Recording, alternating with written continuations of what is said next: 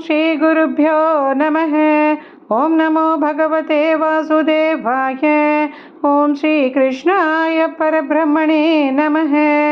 अथ 90तमं दशकम्। आगमादीनां परमतात्पर्यनिरूपणम्।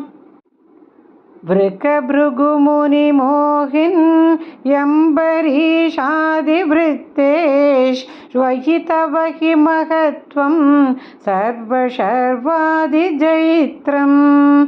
स्थितमिह परमात्मन् निष्कलार्वागभिन्नं किमपि यदवभातं तद्धि रूपं तवैव।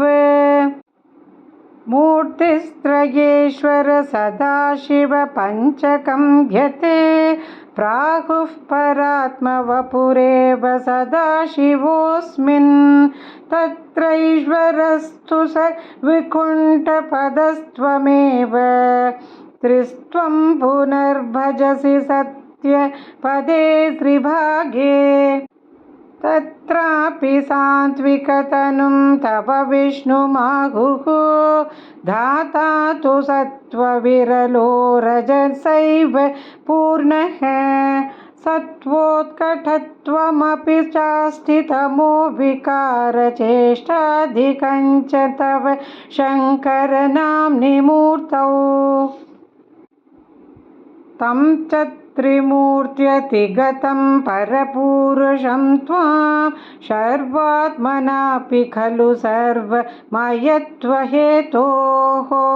शंसन्त्युपासनविधौ तव तदपि स्वतस्तु त्वद्रूपमित्यति दृढं बहुनः प्रमाणम्। श्रीशङ्करोऽपि भगवान् सकलेषु तावत् त्वामेव मानयति यो न हि पक्षपाती। त्वन्निष्टमेव स हि नाम सहस्रकादि व्याख्यद्भवत्स्तुतिपरश्च जगतिं गतोऽन्ते। मूर्तित्रयातिगमुवाच च मन्त्रशास्त्रस्यादौ कलाय सुषमं सकलेश्वरं त्वां। ध्यानं च निष्कलमसौ प्रणवे खलूक्त्वा त्वामेव तत्र सकलं निजगादनान्यम्। समस्ततारे च पुराणसङ्ग्रहे विसंशयं त्वन्महिमैव वर्ण्यते। त्रिमूर्तियुक्तस्य पदत्रिभागतः परं पदं ते कथितं न शूलिनः। यद्ब्राह्मकल्पमिह भागवतद्वितीयः कन्धोदितं वपुरनावृतमीशधात्रे। तस्यैव नाम हरिशर्वमुखं जगाद श्रीमाधवः शिवपरोऽपि पुराणसारे।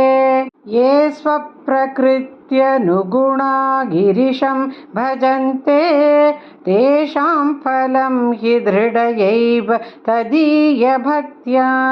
व्यासो हि तेन कृतवानधिकारी हेतोः स्कान्दादिकेषु तव हानि वचोऽर्थवादैः।